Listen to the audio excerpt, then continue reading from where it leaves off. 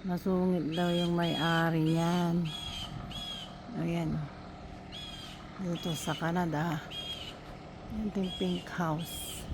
Parang simbahan, pero hindi po siya simbahan. Bahay. Babae ang may-ari.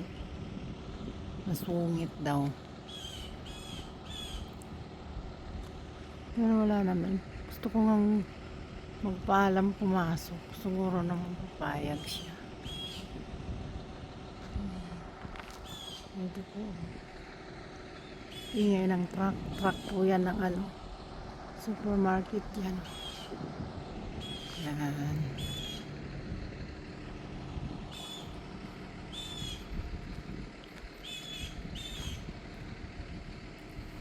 Ganito lang ang ano dito buhay sa Canada.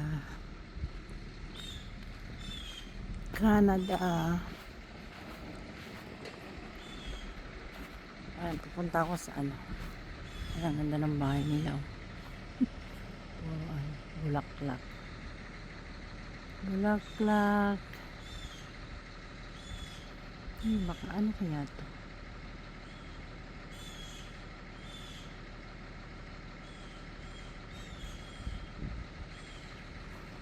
Bye-bye po mga kabayan. Judy Senyares. Yan po.